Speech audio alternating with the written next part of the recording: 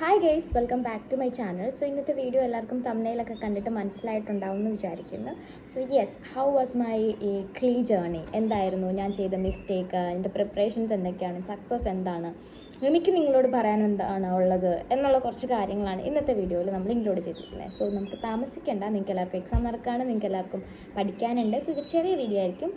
So let's get in the video. So എങ്ങനെയായിരുന്നു എൻ്റെ preparation എന്ന് പറയുന്നതിന് മുന്നേ ഞാനൊരു കാര്യമോടെ പറയാം. ഞാൻ ഫസ്റ്റ് ഓഫ് ഓൾ ക്ലീക്ക് വേണ്ടിയിട്ടല്ല ഞാൻ പ്ലാൻ ചെയ്തുകൊണ്ടിരുന്നത്.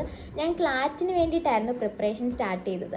അതിന് വേണ്ടിയിട്ട് ഞാൻ കൊച്ചി ബേസ്ഡ് ആയിട്ടുള്ള ഒരു ക്ലാറ്റിൻ്റെ കോച്ചിങ് നടക്കുന്നത് ഹെറിറ്റേജ് എന്ന് പറയുന്നത് പനമ്പള്ളി നഗർ, പ്രോപ്പർ സ്ഥലം പറയുകയാണെന്നുണ്ടെങ്കിൽ നമ്മുടെ അറ്റ്ലാന്റിക് ജംഗ്ഷൻ ഉണ്ട് കൊച്ചി. അപ്പോൾ അവിടെ ആയിരുന്നു ആ ഹെറിറ്റേജ് ഉണ്ടായിരുന്നത്. ഓൾമോസ്റ്റ് എല്ലാവർക്കും അറിയാൻ അത്യാവശ്യം നല്ല രീതിക്ക് ക്ലാറ്റായാലും ക്ലീ ആയാലും കോച്ച് ചെയ്യുന്ന ഒരു സ്ഥലം കൂടിയാണ് കേട്ടോ ഹെറിറ്റേജ്.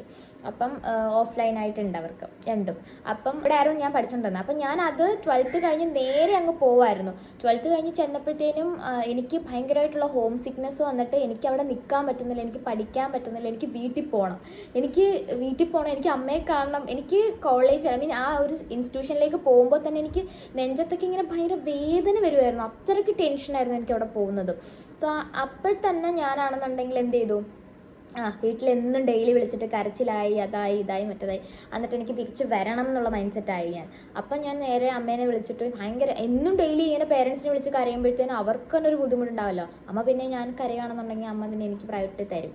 അപ്പം അമ്മ വന്നു, വിളിച്ചു. 1 മാസത്തിനുള്ളിൽ തന്നെ ഞാൻ വീട്ടിലെത്തിയപ്പോഴത്തേന് പിന്നെ അമ്മ കരഞ്ഞുകൊണ്ട് വന്നതുകൊണ്ട് തന്നെ പിന്നെ സിബ്ലിങ്ങിൻ്റെ ഭാഗത്തു നിന്നായാലും എന്താ പറയുക, എന്തിനാ നിർത്തി, അവിടെ മര്യാദയ്ക്ക് നിന്ന് പഠിച്ചുകൂടായിരുന്നോ, ക്ലാറ്റ് അല്ലേ, നന്നായിട്ട് പഠിപ്പിക്കുന്ന സ്ഥലമല്ലേ എന്നൊക്കെ പറഞ്ഞ് എനിക്ക് കുറച്ച് വഴക്കൊക്കെ കേട്ടെങ്കിലും അവരുടെ കൺസേൺ കൂടെ നമ്മൾ മനസ്സിലാക്കണമല്ലോ. കാര്യം നമ്മളെ മനസ്സിലാക്കിയതുകൊണ്ടാണ് അവർ വിളിച്ചുകൊണ്ട് വന്നെങ്കിലും അവർക്കറിയാലോ നമുക്ക് ക്രാക്ക് ചെയ്യാൻ പറ്റുമോ ഇല്ലയോ എന്നുള്ളത്. സോ അപ്പം ക്ലാറ്റ് അങ്ങനെ ഞാൻ അങ്ങ് സ്കിപ്പ് അടിച്ചു.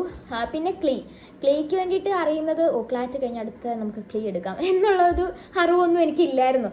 ഞാനിങ്ങനെ എന്തടുത്ത് ചെയ്യും, LLBക്ക് വേണ്ടി പോകാനും തീരുമാനിച്ച് ഇനി അടുത്ത് എന്താ ഇപ്പം ചെയ്യുക എന്നുള്ളൊരു മൈൻഡ് സെറ്റായി. അങ്ങനെയാണ് താമരയുടെ ഒരു കൂട്ടുകാരി ചേച്ചി ഇവിടെ ലോ കോളേജിലാണ് പഠിക്കുന്നത്. അപ്പോൾ ചേച്ചിയുടെ അടുത്ത് ഇങ്ങനെ പറഞ്ഞപ്പോൾ ചേച്ചി പറഞ്ഞു ക്ലീ എന്ന് പറയുന്ന ഒരു എക്സാം ഉണ്ട്, കേരള ലോ എൻട്രൻസ് എക്സാം ആണ്, അവളോട് അത് ട്രൈ ചെയ്യാൻ പറ, എന്തായാലും അവൾ ക്ലാറ്റിന് പോയതല്ല, അപ്പോൾ ക്ലീ കുറച്ചുകൂടി സിമ്പിളായിരിക്കും അവൾക്ക് എന്ന് പറഞ്ഞു. അപ്പം ഞാൻ വെച്ചു ഓക്കെ. അപ്പോഴത്തേനും നിങ്ങൾക്ക് മനസ്സിലാക്കണം, നമ്മുടെ ജൂലൈ 13 എന്തോ ഞാൻ തിരിച്ചു വരുന്നത്. അപ്പോൾ ജൂലൈ 13 വന്നപ്പോഴത്തേന് ഓഗസ്റ്റ് സംതിങ് നമുക്ക് എക്സാമും നടക്കുന്നുണ്ട്, ഓഗസ്റ്റ് 18 അങ്ങനെ എന്തോ. അപ്പോൾ എനിക്ക് കറക്റ്റ് ഒരു മാസം ഒരു 25 ദിവസം എന്തെങ്കിലും കിട്ടിയിട്ടുള്ളൂ എൻ്റെ അറിവിൽ. അപ്പം ആപ്ലിക്കേഷൻ ഓൾറെഡി സ്റ്റാർട്ടായി കഴിഞ്ഞു. ഞാൻ പിന്നെ നമുക്ക് ഈ സർട്ടിഫിക്കറ്റ്സോ കാര്യങ്ങളോ അതിനെപ്പറ്റി ഒന്നും അറിയത്തില്ല. നമ്മൾ +2 വരെ സ്കൂളിൽ പോകുന്നത് തിരിച്ചു വരുന്ന ആ ഒരു മൈൻഡ് സെറ്റ് അല്ലായിരുന്നു. അപ്പോൾ എനിക്ക് സർട്ടിഫിക്കറ്റ് അറിയത്തില്ല. പിന്നെ അതിനെല്ലാം താമര ഉള്ളതുകൊണ്ട് അവൾ തന്നെ എല്ലാം ചെയ്തു തന്നായിരുന്നു. എനിക്കപ്പോൾ റിസ്ക് അല്ലായിരുന്നു ഒന്നിനും, സിബ്ലിംഗ് ഉള്ളതിൻ്റെ ഗുണം. അപ്പം എല്ലാ കാര്യങ്ങളും അവൾ തന്നെ ചെയ്തു തരുന്നതുകൊണ്ട് എനിക്കത്ര കണ്ടുപിടിച്ച് ചെയ്യേണ്ട ആവശ്യങ്ങളൊന്നും. പക്ഷെ ക്ലീനെ പറ്റിയിട്ട് ഞാൻ ഒരുപാട് അന്വേഷിച്ചിട്ടുണ്ട്. ഒരുപാട് യൂട്യൂബ് ചാനലിൻ്റെ കമൻറ്റ് ഹിസ്റ്ററിയിൽ നോക്കിയാൽ നിങ്ങൾക്ക് മനസ്സിലാവും ഞാൻ എത്രത്തോളം പേരെടുത്ത് എന്തൊക്കെ കമൻറ്റ് ചോദിച്ചിട്ടുണ്ട്. ആരും പ്രോപ്പർ റിപ്ലൈ ഒന്നും തന്നിട്ടില്ല, അതെനിക്കറിയാം. ആകെ തന്നിട്ടുള്ളത് എനിക്ക് തോന്നുന്നു ഞങ്ങളുടെ കോളേജിൽ ഒരു സാറിനെ വിളിച്ചായിരുന്നു. പുള്ളിയെ നമ്പർ എനിക്ക് എവിടുന്നോ കിട്ടിയതാണ്, എൻ്റെ ഒരു കൂട്ടുകാർ വഴി കിട്ടിയത്. അങ്ങനെ ആ സാറിനെ വിളിച്ച് ആ സാറാണ് എനിക്ക് പ്രോപ്പറായിട്ട് എല്ലാം പറഞ്ഞു തന്നത്. ആൻഡ് അതുപോലെ തന്നെ വേറൊരു കാര്യമാണ്, ഞാൻ CE വെബ്സൈറ്റിലെ ആ കമ്മീഷൻ സെൻറ്ററിൽ വരെ ഞാൻ വിളിച്ചു വെച്ചിട്ടുണ്ട്. എനിക്ക് ഇന്നേപോലെ ഞാൻ ഓൾറെഡി പറഞ്ഞിട്ടുണ്ട്. നിങ്ങൾ ഈ ഒരു കഥകളൊന്നും ഞാൻ വീണ്ടും പറയേണ്ട ആവശ്യമില്ല. ഈ ഒരു വീഡിയോ കണ്ടാൽ നിങ്ങൾക്ക് എല്ലാം മനസ്സിലാവും. കാര്യം ആ കമ്മീഷനെ വിളിച്ചിട്ട് എനിക്ക് ഒരു ഡോക്യുമെൻറ്റ് വെക്കാത്തതിൻ്റെ പേരിൽ എനിക്ക് അഡ്മിഷൻ ലേറ്റ് ആയ കാര്യങ്ങളൊക്കെ ഒരുപാട് വീഡിയോസിൽ ഞാൻ പറഞ്ഞിട്ടുണ്ട്. ഒരുപാട് കമ്മീഷനിൽ വിളിച്ചിട്ട് ചോദിച്ചറിഞ്ഞ് മനസ്സിലാക്കിയിട്ടുണ്ട്. അപ്പം അങ്ങനെയാണ് നമുക്ക് എല്ലാവർക്കും ഇവിടെ, നമ്മൾ തുടക്കക്കാരാണ്, നമുക്ക് ഒരുപാട് സംശയങ്ങളുണ്ടാവും, നമുക്ക് പ്രോപ്പറായിട്ട് റിപ്ലൈ തരാൻ ആരും ഉണ്ടാവില്ല. പക്ഷെ നമ്മൾ എന്ത് ചെയ്യണം, എല്ലാം ഗ്യാദർ ചെയ്ത് സ്വയമേ എടുക്കണം. കാര്യം ആരുടെ ആവശ്യമാണ്, നമ്മുടെ ആവശ്യമാണ്. സോ അത് നമ്മൾ എപ്പോഴും മൈൻഡിൽ വെക്കുക. അങ്ങനെ കുറേ കഴിഞ്ഞ് നമ്മൾ രജിസ്റ്റർ ചെയ്തു. ഡോക്യുമെൻറ്റ്സ് അറിയത്തില്ല ഏതൊക്കെയാണ് വെക്കേണ്ടതെന്ന്, കൈ കിട്ടിയ വെക്കേണ്ടതൊക്കെ വെച്ചു. അത് കഴിഞ്ഞിട്ട് ഈ ഒരു ഡോക്യുമെൻറ്റ്സിൻ്റെ പേരിൽ തന്നെ ഞാൻ ഒരുപാട് അടുത്ത് സംശയങ്ങൾ ചോദിച്ചിട്ടുള്ളതുകൊണ്ടാണ് ഞാൻ എന്ത് ചെയ്തത്, ഈ യൂട്യൂബ് ചാനൽ തുടങ്ങാം. എന്നെപ്പോലെ ഒരുപാട് സംശയമുള്ള ഒരുപാട് കുട്ടികൾ ഇനി വന്നാൽ എനിക്ക് പറഞ്ഞു കൊടുക്കാമല്ലോ. ഞാൻ ഒരുപാട് പേർക്ക് എനിക്ക് സബ്സ്ക്രിപ്ഷൻ ചിലപ്പോൾ കുറവായിരിക്കും, പക്ഷേ എനിക്ക് ഒരുപാട് മെസ്സേജുകൾ വരുന്നുണ്ട് ഇൻസ്റ്റാഗ്രാമിൽ. ഞാൻ ഒരു യൂട്യൂബ് ചാനലിൽ ഒരു വ്ളോഗിൽ പറഞ്ഞ കാര്യങ്ങൾ തന്നെ ഞാൻ വീണ്ടും ഒരു ഇൻ ഡീറ്റെയിൽ ആയിട്ട് തന്നെ എൻ്റെ ആ ഒരു സംശയം ചോദിക്കുന്ന കുട്ടികൾക്ക് ഞാൻ പറഞ്ഞു കൊടുക്കാറുണ്ട്. കാര്യം എനിക്ക് നന്നായിട്ട് അറിയാം ഒരു ഇമോഷൻ എന്താണ്, ആ ഒരു ഫീലിങ്സ് എന്താണ്, ആ ഒരു പേടി എന്താണ് എല്ലാം എനിക്ക് മനസ്സിലാവും. അപ്പം ഞാൻ പറഞ്ഞു വന്നത്, നേരെ നമ്മൾ രജിസ്ട്രേഷനൊക്കെ കഴിഞ്ഞു. നേരെ ഞാൻ എന്താ ആദ്യം ചെയ്തതെന്ന് വെച്ചാൽ ഞാൻ ക്ലീൻ്റെ ഒരു ഗൈഡ് വാങ്ങി. ഞാൻ ഉപയോഗിച്ച ഗൈഡൊക്കെ എൻ്റെ ഈ വീഡിയോയിൽ ഞാൻ പറഞ്ഞിട്ടുണ്ട്, കണ്ടാൽ മതിയാവും. സോ ഗൈഡ് വാങ്ങി സെൽഫായിട്ട് പഠിച്ചാണ് ഞാൻ ക്ലീ ക്രാക്ക് ചെയ്യുന്നത്. അതും 1200 തന്നെ എനിക്ക് റാങ്ക് ഉണ്ടായിരുന്നു. അപ്പം ഞാൻ എഫേർട്ട് എടുത്തോന്ന് ചോദിച്ചു കഴിഞ്ഞാൽ ഞാൻ നല്ല രീതിക്ക് എഫേർട്ട് ഇട്ടായിരുന്നു. കാര്യം എനിക്ക് എനിക്ക് ഇയർ ഗ്യാപ്പ് വരുന്നതിനോട് താല്പര്യം ഇല്ലായിരുന്നു ഒട്ടും. അത് വേണമെങ്കിൽ നമുക്ക് റിപ്പീറ്റ് അടിക്കുന്നതിന് കുഴപ്പമൊന്നുമില്ല, നമുക്ക് ഗവൺമെൻറ്റിൽ തന്നെ കിട്ടണം, ഞാൻ ഗവൺമെൻറ്റിലേ പഠിക്കൂ എന്നുള്ള മൈൻഡ് സെറ്റ് ആണെന്നുണ്ടെങ്കിൽ ഇയർ ഗ്യാപ്പ് അങ്ങനെയുള്ളവർക്കാണെന്നുണ്ടെങ്കിൽ റിപ്പീറ്റ് ചെയ്യുന്നതിനോട് കുഴപ്പമില്ല. പക്ഷേ എന്നെ സംബന്ധിച്ചിടത്തോളം എനിക്ക് ഇയർ ഗ്യാപ്പ് വരണ്ടായിരുന്നു. അപ്പം ഞാൻ മാക്സിമം ട്രൈ ചെയ്തായിരുന്നു. എനിക്ക് അതുകൊണ്ട് തന്നെ നല്ലൊരു സെൽഫ് ഫിനാൻസിങ്ങിൽ മെറിറ്റിൽ തന്നെ എനിക്ക് അഡ്മിഷൻ കിട്ടിയിട്ടുണ്ട്. സ്റ്റിൽ ഞാൻ അവിടെ പഠിച്ചുകൊണ്ടിരിക്കുകയാണ്. അതൊക്കെ നമുക്ക് ലാസ്റ്റ് പറയാം. അപ്പം ഞാൻ പ്രിപ്പറേഷൻ എന്ന് പറയുമ്പോഴത്തേക്കും ഞാൻ നേരെ എന്ത് ചെയ്തു, ബുക്ക് വാങ്ങിച്ചു. ഞാൻ കൺസിസ്റ്റൻ്റ് ആയിട്ടൊരു ടൈം ടേബിൾ ഉണ്ടാക്കി. ആ ടൈം ടേബിൾ എനിക്ക് വേണ്ടിയിട്ട് തന്നെ ഞാൻ ഉണ്ടാക്കി. അതുപോലെ ഞാൻ പഠിച്ചു എന്ന് പറയുമ്പോഴത്തേനും 100-100% ഒരു കണ്ണടയൊക്കെ വെച്ച് ബുദ്ധിയാവാം എന്നുള്ള രീതിക്കല്ല. എനിക്ക് ക്രാക്ക് ചെയ്യണം എന്ന് സെൽഫായിട്ട് എനിക്ക് തോന്നേണ്ട കാര്യമാണ്. സോ അതിനുവേണ്ടി ഞാൻ കഷ്ടപ്പെട്ടിട്ടുണ്ട്, ഉറപ്പായിട്ടും കഷ്ടപ്പെട്ടിട്ടുണ്ട്. അല്ലെങ്കിൽ ഒരിക്കലും എനിക്കൊരു 1000-നകത്തൊന്നും അല്ലെങ്കിൽ 1200-നകത്തൊന്നും റാങ്ക് എന്തായാലും എനിക്ക് കിട്ടാൻ ഒരു സാധ്യതയില്ല. അപ്പം എനിക്ക് എന്തായാലും അത് കിട്ടിയിട്ടുണ്ട്. അപ്പം ഞാൻ പറഞ്ഞു തന്നെന്ന് വെച്ച് കഴിഞ്ഞാൽ, അപ്പം നമ്മൾ കൺസിസ്റ്റൻ്റ് ആയിട്ട് പഠിക്കുകയാണ്, നമ്മുടെ ആഗ്രഹം അത്രത്തോളം ഉണ്ടെന്നുണ്ടെങ്കിൽ ഉറപ്പായിട്ടും നമുക്ക് കിട്ടും. സോ നിങ്ങൾക്ക് കൺഫ്യൂസ്ഡ് ആയിട്ട് ഇപ്പോഴും സ്റ്റിൽ നിങ്ങൾ സ്റ്റാർട്ട് ചെയ്തിട്ടില്ല എന്നുണ്ടെങ്കിൽ ഒരുപാട് ടൈം ടേബിൾ, എങ്ങനെ സ്റ്റഡി പ്ലാൻസ് എന്നൊക്കെ പറഞ്ഞ് ഒരുപാട് യൂട്യൂബേഴ്സ് ചാനലിൽ വീഡിയോസ് ഇടുന്നുണ്ട്. കൂടാതെ നമ്മുടെ ചാനലും നമ്മൾ ഈ ഒരു വീഡിയോ ഇട്ടിട്ടുണ്ട്, അതൊന്ന് ചെക്ക് ചെയ്താൽ മതിയായിരിക്കും. അതിൽ സിലബസും പുതിയ CRPC BNSS ആക്കിയിട്ടുണ്ട്, അതുപോലെ IPC BNS ആയിട്ടുണ്ട്. അപ്പോൾ അങ്ങനെ കുറച്ച് ചേഞ്ചസ് വന്നിട്ടുണ്ട് നമ്മുടെ ലോയിൽ. അതൊക്കെ പറഞ്ഞുകൊണ്ടുള്ള അതിൻ്റെ ഇൻഡെക്സ് വരെ ഞാൻ ഈ ഒരു വീഡിയോയിൽ പറഞ്ഞിട്ടുണ്ട്. സിലബസിൻ്റെ മറ്റൊരു വീഡിയോ ഞാൻ തന്നെ ഇവിടെ ചെയ്തിട്ടുണ്ട്. അപ്പോൾ ഡീറ്റെയിൽ ആയിട്ട് നിങ്ങൾക്ക് അത് പോയി ചെക്ക് ചെയ്യാവുന്നതാണ്. അപ്പം ഞാൻ പറഞ്ഞു വന്നത് എൻ്റെ പ്രിപ്പറേഷൻസ് അതൊക്കെയായിരുന്നു. ഇനി ഈ പ്രിപ്പറേഷൻസിൽ ഞാൻ എല്ലാം 100% ശരിയായിട്ടല്ല, ഞാനും കുറേ മിസ്റ്റേക്കുകൾ എൻ്റെ പ്രിപ്പറേഷൻ്റെ സമയത്ത് ചെയ്തിട്ടുണ്ട്. അത് ഏതൊക്കെയാണെന്ന് നമുക്ക് നോക്കാം. ഇംഗ്ലീഷിൽ നിന്ന് തുടങ്ങാം. നമുക്ക് ഇംഗ്ലീഷ് എന്ന് പറയുമ്പോൾ ഞാൻ 8th വരെ CBSEയിലാണ് പഠിച്ചത്. അപ്പം എനിക്ക് ഇംഗ്ലീഷ് അല്ലേ, കുഴപ്പമില്ല, നമുക്ക് പഠിക്കാം. നോക്കിയപ്പോൾ എന്താ synonyms, antonyms, fill in the blanks, reading comprehension, അങ്ങനെയൊക്കെ കുറച്ച് കാര്യങ്ങളായിരുന്നു. അപ്പം ഓക്കെ, സ്റ്റിൽ ഞാൻ എന്താണ് ചെയ്തത്, ഓക്കെ ഫൈൻ, ഞാനത് പാസ്സാവും, അല്ലെങ്കിൽ എനിക്കതിൽ കുഴപ്പമില്ല എന്ന് പറഞ്ഞിട്ട് ഇംഗ്ലീഷ് ഞാനങ്ങ് തഴഞ്ഞു. ഇംഗ്ലീഷ് തഴഞ്ഞപ്പോൾ എനിക്ക് പറ്റിയത് റീഡിങ് കോംപ്രിഹെൻഷൻ വന്നപ്പോഴത്തേനും നമുക്ക് 1 മിനിറ്റാണ് ഒരു ക്വസ്റ്റ്യന്. അപ്പം ഞാനെന്താ, അയ്യോ എനിക്ക് വായിക്കാൻ പറ്റുന്നില്ല. ഒന്നാമത്തെ കാര്യം, എനിക്ക് എക്സാമിന് കയറി കഴിഞ്ഞാൽ നമുക്കൊരു പ്രത്യേകതരം ടെൻഷൻ ഉണ്ടാവും. സോ ആ ടെൻഷൻ്റെ പുറത്ത് നമ്മൾ ചിലപ്പം മനസ്സിലാവുന്ന കൂടി നമുക്ക് വായിച്ച് ചിലപ്പോൾ മനസ്സിലാവാതെ വരും. അപ്പോൾ എനിക്കാണെന്നുണ്ടെങ്കിൽ വായിച്ചിട്ടൊന്നും മനസ്സിലാവുന്നില്ല. ഞാൻ ഒരു പാരഗ്രാഫ് അല്ലേ, അപ്പം നമുക്കത് കംപ്ലീറ്റ് ചെയ്യാൻ പറ്റുന്നില്ല, അതിൻ്റെ ആൻസർ വീണ്ടും വായിക്കണം. അപ്പോൾ എനിക്ക് ആ ഒരു ഇംഗ്ലീഷിൽ ഞാൻ റീഡിങ് കോംപ്രിഹെൻഷനിൽ ഞാൻ അധികം ഫോക്കസ് ചെയ്യാത്തത് കൊണ്ട് തന്നെ എക്സാമിൻ്റെ സമയത്ത് എനിക്ക് നല്ല സ്ട്രഗിൾ ചെയ്യേണ്ടി വന്നു. കാര്യം സ്പീഡിൽ എനിക്ക് വായിക്കാൻ പറ്റുന്നില്ല. ഒന്നാമത്തെ കാര്യം നമുക്ക് ഓൾറെഡി ടെൻഷൻ ഉണ്ട്, അതിൻ്റെ കൂടെ നമുക്കത് വായിക്കാൻ പറ്റുന്നില്ല. ചിലപ്പോൾ ബ്ലാങ്ക് ഒക്കെ ആയിട്ട് എനിക്കിങ്ങനെ മറന്നൊക്കെ പോകുന്നു. വായിച്ചേക്കുമ്പോൾ ഫീഡ് ചെയ്ത് നമ്മൾ മനസ്സിലാക്കാനുള്ള ഒരു ടൈം പീരീഡ് എനിക്ക് കിട്ടുന്നില്ല, എൻ്റെ ബ്രെയിൻ അതിന് സമ്മതിക്കുന്നില്ല. അതെന്തുകൊണ്ട് പറ്റിയതാ, ഇംഗ്ലീഷ് എന്ന് പറയുന്ന ആ ഒരു ഏരിയയിലേക്ക് ഞാൻ കൂടുതൽ ഫോക്കസ് ചെയ്തിട്ടില്ല. അതുകൊണ്ട് തന്നെയാണ് നമ്മുടെ സ്റ്റഡി ടൈം ടേബിൾ ഞാൻ ഓൾറെഡി പറഞ്ഞു, ഇംഗ്ലീഷ് അറിയാവുന്ന വെച്ച് നിങ്ങൾ മാറ്റി നിർത്തരുത്, നമ്മൾ അതിനും എഫേർട്ട് ഇടണമെന്ന്. അതേപോലെ തന്നെ അനോണിംസും സിനോണിംസും, ഇത് രണ്ടും നമ്മൾ വിചാരിക്കും മീനിങ് അല്ലേ, അവിടെ ചിലപ്പോൾ ഈ 4 ഓപ്ഷൻ ഉണ്ട്, അത് കാണുമ്പോൾ അതിലൊന്ന് കാണുമ്പോൾ ദൈവമേ ഇതാണ്, അപ്പോൾ നമുക്ക് കൺഫ്യൂഷൻ വരും, എന്നാൽ B ആയിരിക്കും. അപ്പോൾ നമുക്കൊരു കൈൻഡ് ഓഫ് കൺഫ്യൂഷൻ അവിടെ വരും, ഇതെങ്ങാനും ശരിയാണോ ഇനി. കാര്യം നമ്മുടെ ഫൈനൽ എക്സാമാണ്, നമുക്ക് വേറെ ഓപ്ഷൻ ഇല്ല. അപ്പോൾ നമുക്ക് ശരിയായിരിക്കുമോ എന്നുള്ളൊരു കൺഫ്യൂഷൻ എന്തായാലും എല്ലാം നല്ല പഠിച്ച ഒരാൾക്കും വരാണ്ടിരിക്കുന്ന കാര്യമില്ല. എല്ലാവർക്കും, നന്നായിട്ട് പഠിച്ചവർക്കും പഠിക്കാത്തവർക്കും എല്ലാവർക്കും ഈക്വലി വരുന്ന സാധനം, ഇത് ശരിയാണോ. കാരണം നമ്മുടെ മുമ്പിൽ വേറൊരു ചാൻസ് ഇല്ല, ലൈക്ക് നമുക്കത് പാസ്സായാൽ പറ്റും, അല്ലെങ്കിൽ നമുക്കത് ക്രാക്ക് ചെയ്തേ പറ്റും. സോ അപ്പോൾ ഞാനിങ്ങനെ അതാ. അപ്പം നമുക്ക് പ്രോപ്പറായിട്ട് നമ്മൾ എന്ത് ചെയ്തിരിക്കണം, റീഡിങ് കോംപ്രിഹെൻഷൻ ആയാലും അനോണിംസും സിനോണിംസും ഒന്നും വിടാണ്ട് നല്ല രീതിക്ക് പ്രിപ്പയർ ചെയ്യാൻ നിങ്ങൾ മാക്സിമം ശ്രമിക്കുക. എനിക്ക് പറ്റിയ മിസ്റ്റേക്ക് നിങ്ങൾക്ക് പറ്റാണ്ടിരിക്കട്ടെ. അത് അറിയാമെന്ന് പറഞ്ഞിരുന്നു കഴിഞ്ഞാൽ അതായിരിക്കും നമ്മുടെ ഏറ്റവും വലിയ പ്രശ്നം. അടുത്തെന്ന് പറയുമ്പോൾ കറണ്ട് അഫയേഴ്സ് എന്ന് പറയുമ്പോഴത്തേന് ഞാൻ കുറച്ചൊക്കെ, അതായത് ഒരു ലോ സ്റ്റുഡൻറ്റ് കറണ്ട് അഫയേഴ്സിനെ നോക്കേണ്ട രീതിയിലൊന്നും ഞാൻ നോക്കിയിട്ടില്ല. എന്നാലും ഞാൻ ഒരു ലാസ്റ്റ് 2-3 ഡേയ്സ് ഞാൻ കറണ്ട് അഫയേഴ്സിനും ജനറൽ നോളജിനും വേണ്ടി നല്ല രീതിക്ക് മാറ്റി വെച്ചായിരുന്നു. കാര്യം അത്യാവശ്യം നല്ല വീഡിയോസ്, കുറേ ജനറൽ നോളജുകൾ, ടോപ്പിക്കുകൾ ഇങ്ങനെ ഗൈഡിനകത്ത് ഇൻഡെക്സ് ഉണ്ടല്ലോ, അതിലെ ടോപ്പിക്കുകൾ യൂട്യൂബിൽ സെപ്പറേറ്റ് അടിച്ചു കൊടുത്ത് ഞാൻ അതിൻ്റെ ഹിസ്റ്ററി ആയാലും അതിൻ്റെ കാര്യങ്ങളായാലും ജനറൽ നോളജ് ഞാൻ കുറേ പഠിച്ചിട്ടുണ്ട്. അതിന് എന്നെ ഒരുപാട് ജോബ് സെക്യൂർ ഹെൽപ്പ് ചെയ്തിട്ടുണ്ട്. അവരുടെ യൂട്യൂബ് വീഡിയോസ് ഒരുപാട് ഞാൻ കണ്ടിട്ടുണ്ട്. അവിടെ ഒരു മാം ഉണ്ട്, കണ്ണാടി വെച്ച മാമിൻ്റെ വീഡിയോ ഞാൻ കണ്ടത് കറണ്ട് അഫയേഴ്സിൻ്റെയൊക്കെ. അപ്പോൾ അത് എനിക്ക് ഹെൽപ്പ് ചെയ്തിട്ടുണ്ട്. അതേപോലെ തന്നെ ഞാൻ ലൈവിൻ്റെ കാര്യം ഞാൻ ഈ 18 ഡേയ്സ് ചലഞ്ച് അല്ലെങ്കിൽ ടൈം ടേബിളിൻ്റെ സമയത്ത് ആ വീഡിയോയിൽ ഞാൻ പറഞ്ഞിട്ടുണ്ട്. ആ ലൈവുകൾ നമ്മൾ പ്രോപ്പറായിട്ട് കണ്ടാൽ കുറേ നമുക്ക് പഠിക്കാൻ പറ്റും.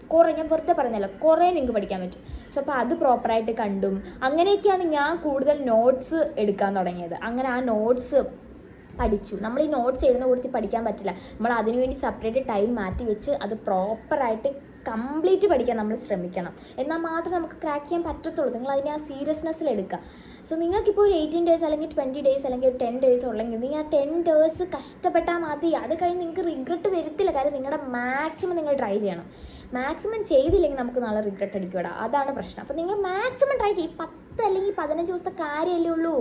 നന്നായിട്ട് ഉറക്കമില്ലെങ്കിൽ കുഴപ്പമില്ല, പഠിക്കാം. ഉറക്കം മീൻസ് അങ്ങനെയല്ല കേട്ടോ, കണ്ണിൽ ഈർക്കലൊന്നും വെച്ച് പഠിക്കാനല്ല, നമ്മൾ പ്രോപ്പർ ഉറക്കമൊക്കെ വേണം, എന്നാലും ഒരു എക്സ്ട്രാ എഫേർട്ട് നമ്മൾ ഇടുക. ഓക്കെ, പിന്നെ മാത്സിൻ്റെ കാര്യത്തിലേക്ക് വരികയാണെന്നുണ്ടെങ്കിൽ ഞാൻ ചെയ്ത ഏറ്റവും വലിയ മണ്ടത്തരം ഞാൻ പറഞ്ഞില്ലേ, ഇൻഡെക്സ് ഞാൻ ടൈപ്പ് ചെയ്ത് കൊടുത്തിട്ട് മറ്റ് യൂട്യൂബ് ചാനലിലെ വീഡിയോസും കൂടെ ഞാൻ കാണലുണ്ടായിരുന്നു. അതിന് ശേഷമാണ് ഞാൻ ജോബ് സെക്യൂരിറ്റിയുടെ സിമ്പിൾ മെത്തേഡ് പഠിക്കാൻ തുടങ്ങിയത്.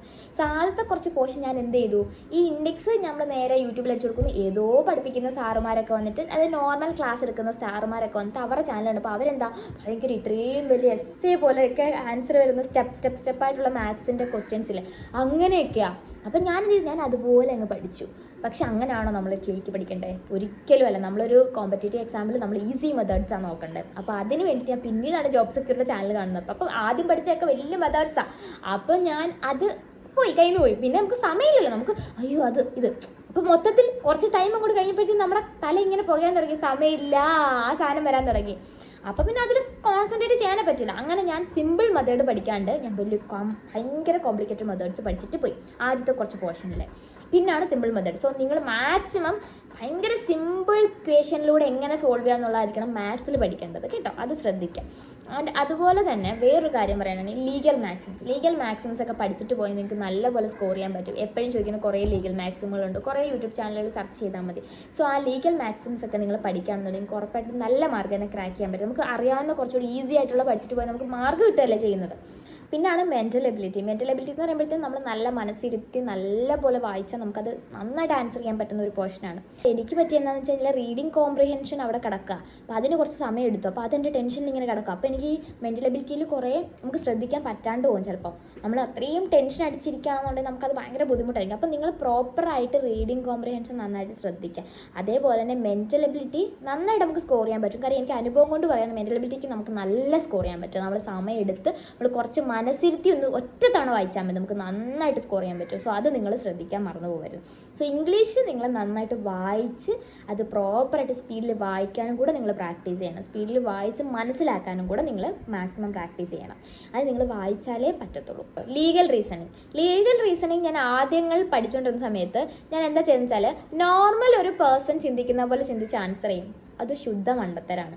നമ്മൾ പഠിച്ച ലോ വെച്ചിട്ട്, നമുക്ക് മനസ്സിലായ ലോ വെച്ചിട്ട് വേണം നമ്മളതിനെ കണക്ട് ചെയ്ത് ആൻസർ ചെയ്യാൻ. പ്രത്യേകിച്ച് കോൺട്രാക്റ്റിൻ്റെ ഒക്കെ ക്വസ്റ്റ്യൻ വരുന്ന സമയത്ത് നമ്മൾ ആ കോൺട്രാക്ട് ലോ നമ്മൾ പഠിക്കുമല്ലോ, കോൺട്രാക്ട് എങ്ങനെയായിരിക്കണം എന്നുള്ളത് നമുക്കറിയാം. സോ ആ കോൺട്രാക്റ്റിൻ്റെ അത്രയും എസെൻഷ്യൽ എലമെൻറ്റ്സ് ഉണ്ട്. ഒരു കോൺട്രാക്റ്റിന് ഇങ്ങനെ 2 പാർട്ടീസ് വേണം, അവർ എഗ്രിമെൻറ്റ് തയ്യാറാക്കിയിരിക്കണം, ഓഫർ ഉണ്ടായിരിക്കണം, സോ അങ്ങനെ കുറേ കാര്യങ്ങൾ ഉണ്ടായിരിക്കണം. സോ അതെല്ലാം സാറ്റിസ്ഫൈ ചെയ്യുന്നുണ്ടോ എന്നാണ് നമ്മൾ ആ ഒരു ലീഗൽ റീസണിങ്ങിൻ്റെ ഫാക്റ്റ് ആയിരിക്കും തരുന്നത്. സംഭവം എന്താണെന്നുള്ളതാണ് ഈ ഫാക്റ്റ് എന്ന് പറയുന്നത്.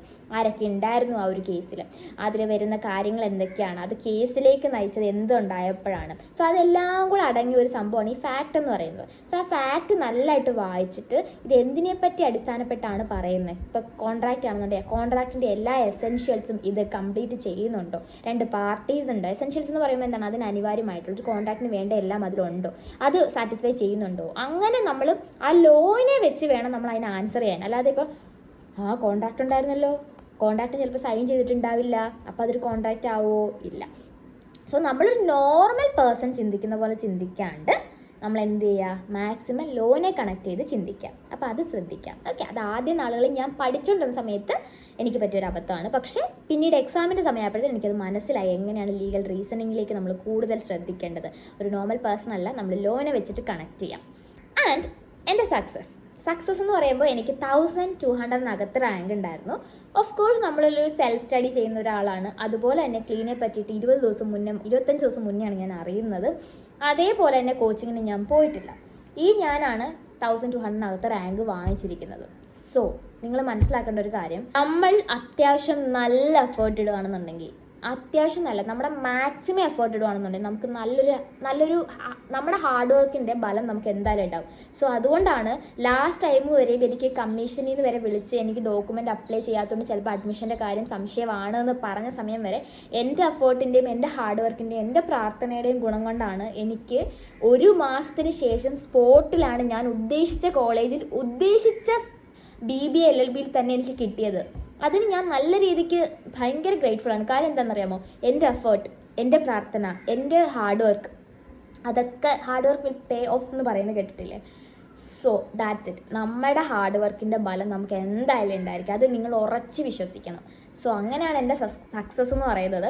അതുപോലെ തന്നെ പിന്നീട് എനിക്ക് ഒരു നവംബറിൽ ക്ലാസ് തുടങ്ങിയെങ്കിലും ഞാൻ പോയത് 2022 നവംബറിൽ ഞങ്ങളുടെ ബാച്ചുകാർക്ക് ക്ലാസ് തുടങ്ങി.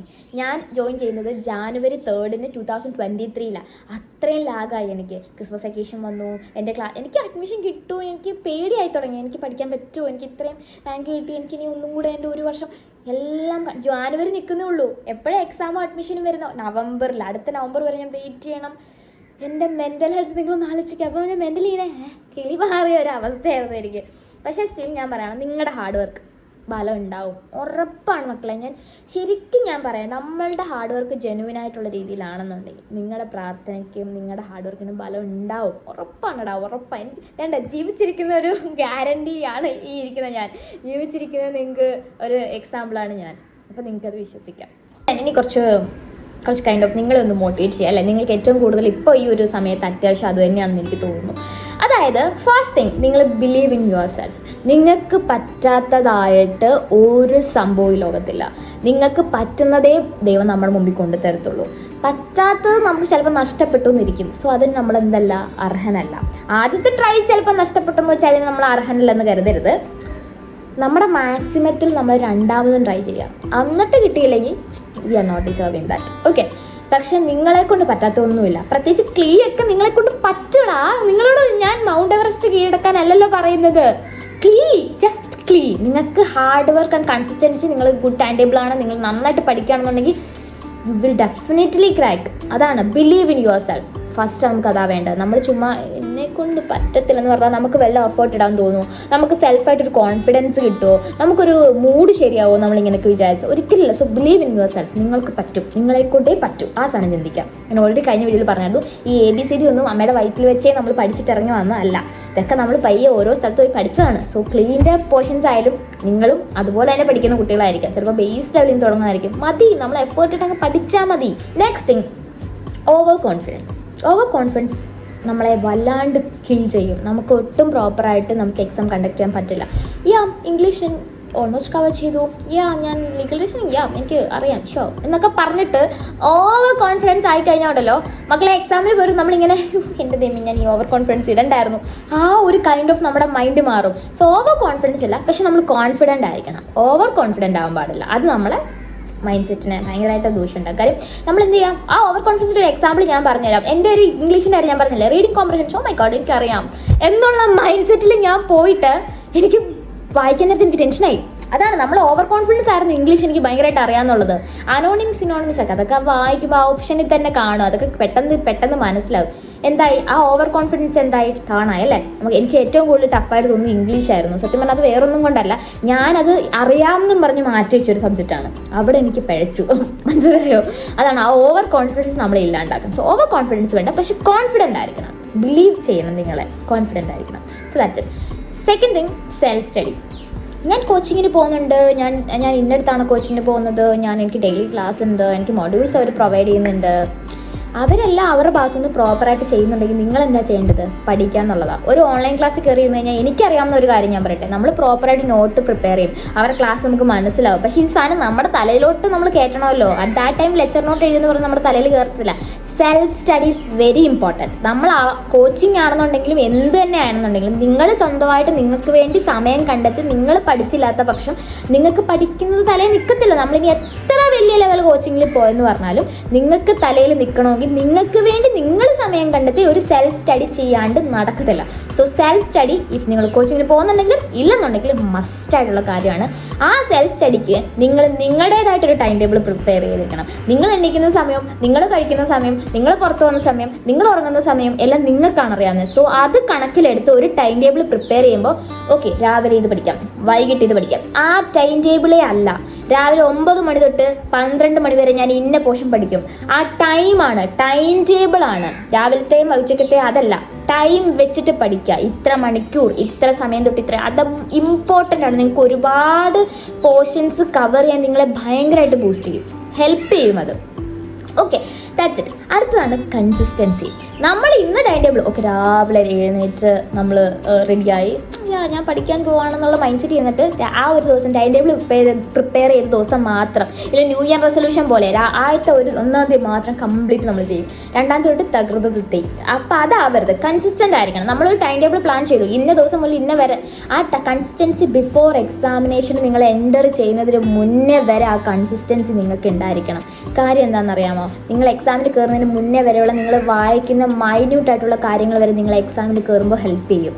സോ എക്സാമിൻ്റെ സമയത്ത് വരെ അതിനാ കയറി നിങ്ങൾ ആ ഒരു എക്സാം പോളി ചെല്ലുന്നിടം വരെയെങ്കിലും മാക്സിമം കൺസിസ്റ്റൻ്റ് ആവാൻ ശ്രമിക്കുക. നന്നായിട്ട് പഠിക്കുക, പഠിക്കുന്ന ടൈം ടേബിൾ ഫോളോ അപ്പ് ചെയ്യുക, പ്രോപ്പറായിട്ട് പഠിക്കുക. നിങ്ങളെ ഡിസ്ട്രാക്ട് ചെയ്യുന്ന ഒരുപാട് കാര്യങ്ങൾ നിങ്ങളുടെ മൈൻഡ് സെറ്റിൽ വരുമായിരിക്കും. നിങ്ങളുടെ ഫ്രണ്ട്സ്, നിങ്ങളുടെ സോഷ്യൽ മീഡിയ, നിങ്ങളുടെ ഇൻസ്റ്റഗ്രാം റീൽസ്, അത് ഇതിൽ നിന്നൊന്നും നിങ്ങൾക്ക് ഒരു തേങ്ങാക്കൊലയും കിട്ടാൻ പോകുന്നില്ലത് നിങ്ങൾ മനസ്സിലാക്കണം. കാര്യം എന്താണെന്നറിയോ, നമ്മൾ പഠിച്ചാലാണ് നമുക്ക് കിട്ടുന്നത്. നമ്മൾ ക്ലാസ്സിൽ പോയാലേ നമുക്ക് ഗുണമുള്ളൂ. ഈ നാളെ ഈ കൂടെ കടന്ന് കളിച്ചവരും ചിരിച്ചവരും ഈ സോഷ്യൽ മീഡിയയിൽ റീൽ ഇട്ടവരും ഈ ഞാൻ ഉൾപ്പെടെ നിങ്ങൾ നാളെ ചേച്ചി എനിക്ക് ക്രാക്ക് ചെയ്യാൻ പറ്റില്ല, അപ്പം ഞാൻ ചോദിക്കുന്ന ചോദ്യം എന്താ മുന്നേ പഠിക്കാൻ. അപ്പം നിങ്ങൾ ഈ വ്ലോഗൊക്കെ കണ്ടിരുന്നിട്ട് തന്നെ ആയിരിക്കും. അങ്ങനെയല്ല, നമുക്ക് യൂസ്ഫുൾ ആയിട്ടുള്ള കാര്യങ്ങൾ ചെയ്യാം. ഇപ്പം നിങ്ങൾ ഈ വ്ലോഗ് കാണുമ്പോൾ നിങ്ങൾക്ക് കുറച്ച് ബൂസ്റ്റിംഗ് ഉണ്ടാവും. അതെനിക്ക് ഒരുപാട് പേര് മെസ്സേജ് ആയിരുന്നു, ഇൻസ്പയർഡ് ആവുന്നുണ്ട് ഭയങ്കരമായിട്ടൊന്ന്. സോ അതുകൊണ്ടാണ് ഞാൻ പറയുന്നത്, നിങ്ങളെ ഇൻസ്പയർഡ് ആക്കിയില്ലെങ്കിൽ എനിക്കത് ബുദ്ധിമുട്ടാണ്. കാര്യം നിങ്ങൾ ഡൗൺ ആയിട്ടിരുന്ന് നിങ്ങൾക്ക് പഠിക്കാൻ പറ്റില്ല. അപ്പോൾ അതുകൊണ്ടാണ് ഇത്ര ഇങ്ങനെ ഞാൻ പമ്പ് ചെയ്തുകൊണ്ടിരിക്കുന്നത് കേട്ടോ. അപ്പം നിങ്ങൾ നന്നായിട്ട് പഠിക്കുക, കൺസിസ്റ്റൻ്റ് ആവുക. നമ്മുടെ സോഷ്യൽ മീഡിയ റീൽസ് മെയിൻലി ഞാൻ പറയട്ടെ, എനിക്ക് മനസ്സിലായ ഒരു കാര്യം, ഞാൻ റീൽസ് തിന്നുക, ഡെയിലി തിന്നുക ഞാൻ റീൽസ്. എനിക്ക് മനസ്സിലായ ഒരു കാര്യം, റീൽസിൽ നിന്നൊന്നും എനിക്കൊന്നും കിട്ടാൻ പോകുന്നില്ല എന്നുള്ളത് സത്യമായിട്ട് ഞാൻ സീരിയസ്ലി പറയാം. നമ്മളൊരു ഡെയിലി വ്ളോഗ്സ് കാണുന്ന പോലെ അല്ല ഈ ഡാൻസും ചില്ലിങ് വൈബിങ് ഫുഡൊക്കെ ഓക്കെ ഫൈൻ, നമുക്ക് ഫുഡ് കഴിക്കാൻ ആഗ്രഹമുള്ള ഒരു ഫുഡാണ് കേട്ടോ. പക്ഷെ ബാക്കിയുള്ള ഡെയിലി വ്ളോഗ്സ് ഒക്കെ നമ്മൾ ഭയങ്കര ബൂസ്റ്റ് ചെയ്യും, ഒരു കൺസിസ്റ്റൻ്റ് ആയിട്ട് ഡെയിലി ഡിസിപ്ലിൻ ആയിട്ടൊക്കെ പോകാൻ വേണ്ടി. തനി മലയാളി പുള്ളിക്കാരുടെ വ്ളോഗ് കാണുമ്പോൾ എനിക്ക് ഡെയിലി പോസിറ്റീവായിട്ട് തോന്നും, എനിക്ക് എല്ലാം കുറേ കാര്യങ്ങൾ ഓടി നിന്ന് ചെയ്യാൻ തോന്നും. അങ്ങനെ ഡെയിലി വ്ളോഗ്സ് ഒക്കെ നിങ്ങളെ ഹെൽപ്പ് ചെയ്യും. കാരണം നമ്മുടെ സെൽഫായിട്ട് ഇമ്പ്രൂവ് ചെയ്യാൻ അതൊക്കെ നന്നായിട്ട് ഹെൽപ്പ് ചെയ്യുന്നത്. അതൊക്കെ കണ്ടിരിക്കുക, നമുക്ക് സെൽഫായിട്ട് തോന്നി ഇന്ന കാര്യങ്ങൾ നമുക്ക് ചെയ്യാം. അല്ലാണ്ട് ഈ ഡാൻസ് പാട്ട് അതൊക്കെ കണ്ടുകൊണ്ടിരുന്നോണ്ടല്ലോ, ലൈക്ക് നമ്മൾ പാട്ടൊക്കെ കേൾക്കാം, നമ്മൾ മെൻ്റലി നമ്മൾ ഡാൻസൊക്കെ അത് മെൻ്റലി നമ്മൾ ഡിപ്രസ്ഡ് ആകുമ്പോൾ അതൊക്കെ നല്ലതാണ്. പക്ഷെ എപ്പോഴും ഡെയിലി രാവിലെ വൈകുന്നേരം വരെ ഈ സാധനം തന്നെ കണ്ടുകൊണ്ടിരുന്ന എൻ്റെ അവസ്ഥയായിപ്പോൾ നിങ്ങൾക്ക് ഞാൻ സാധനം ഇപ്പം കുറവുണ്ട്. അതുകൊണ്ട് ഈ വ്ളോഗൊക്കെ മര്യാദയ്ക്ക് വരുന്ന തന്നെ. ഞാൻ ശരിക്കും പറഞ്ഞാൽ ഏത് നേരം ഫോണിലാണ് ഇതും ഈ റീൽസ് ഇങ്ങനെ ഇതിനൊരു അന്തി ഇല്ലാത്തതുകൊണ്ട് നമ്മളിങ്ങനെ തോണ്ടിക്കൊണ്ടിരിക്കും. അതാണ് മെയിൻ പ്രശ്നം, മനസ്സിലായോ?